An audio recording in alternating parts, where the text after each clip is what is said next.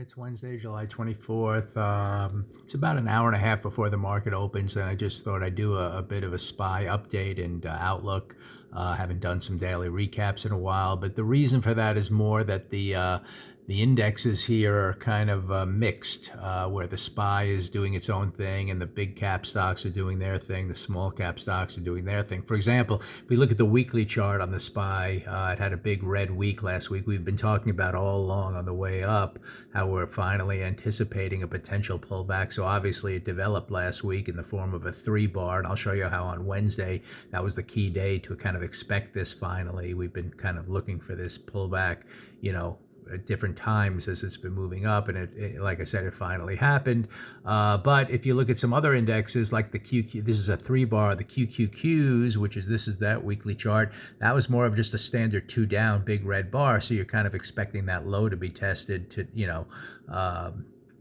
sometime this week, and it looks like it's doing that today. And then you have other indexes like the Russell 2000, the small caps, that have been moving up in green. They had a little bit of a pullback with this shooter looking bar, but you can see here we're staying green for 3 weeks in a row, whereas stocks, the bigger cap stocks, are kind of red for the last 3 weeks. And that's why it's tricky when you're updating just the SPY on a daily basis to know if that's representing, the overall market. This is somewhere in between, and that's why it gets a little tricky. So it's more of a scenario right now where you're looking to trade individual stocks in different sectors, day to day, at least the way I'm viewing it. But nevertheless, because the QQQs are the weakest of them all, that's where I'm playing the puts on the indexes at the moment.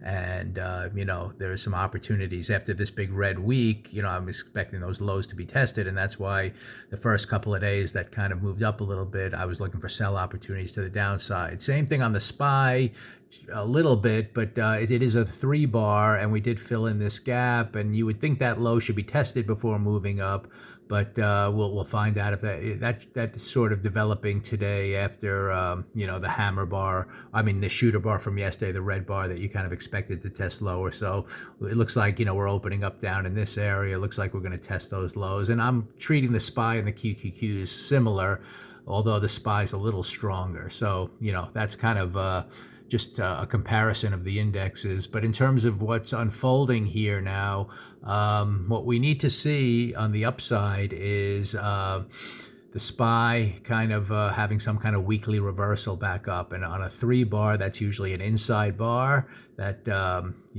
holds in here and then moves up into next week. Or as it seems like we're going to take out this low, we could get a 2 down, and then we'll have to wait for some kind of a 2 up for really a comfortable on the buy side.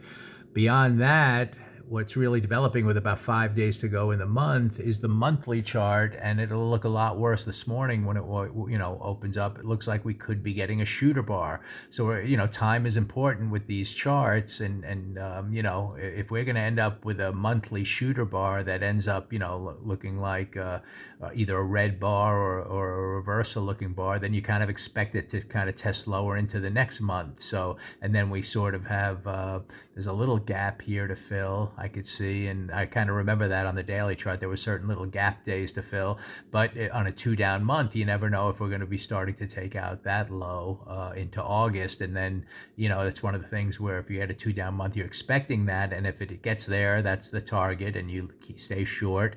But if it can't reach that, in the month of August, then you get excited for a potential reversal back up. That's very big picture stuff, but we're going to see in the next 5 days how this monthly chart ends. The more, we had lower here towards the end of the month, the more likely that looks to be a shooter bar on the monthly chart. And, then you kind of anticipate continuing lower to fill in some of these gaps down here, on the weekly chart. And you can see that here, on the daily chart, if we're going to gap lower and take out this pivot point, the key thing here is, are we going to just hold in here and then have kind of a 1, 2, 3 pullback and a move back up? And we'll find out on the weekly chart if that unfolds. Or is it just going to pause here, which is logical, and then not really reverse and start moving towards these targets? And that's kind of what you look at each inflection point. So just to summarize, we had the big 3 bar from last week.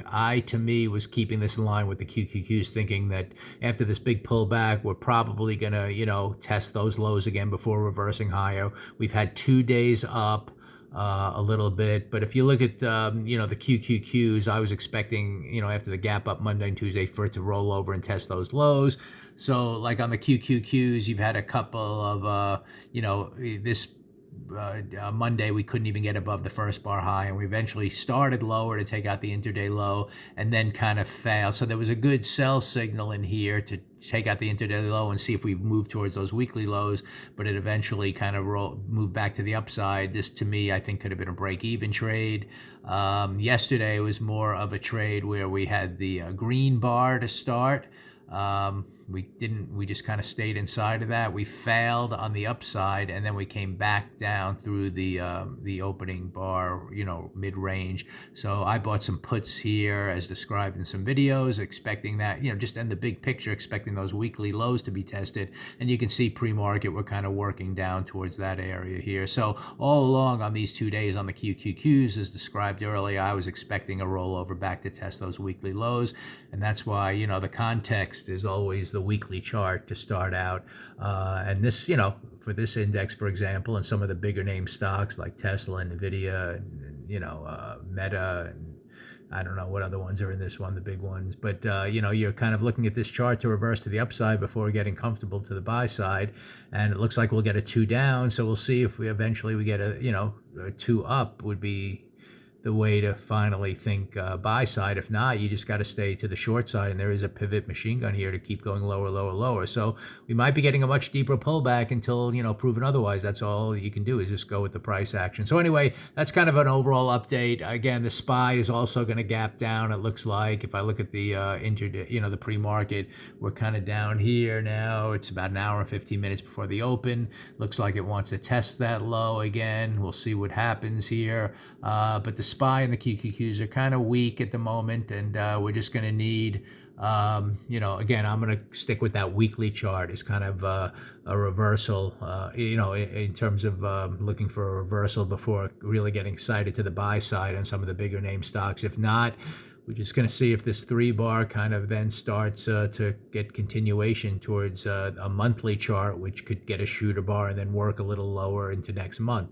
So that's kind of the update. And again, it's tricky to kind of do a daily update to me because it's just not necessarily representative of all the individual stocks out there. But to me, if you're going to trade the indexes at the moment, I think you want to kind of be focusing on the QQQs to the sell side.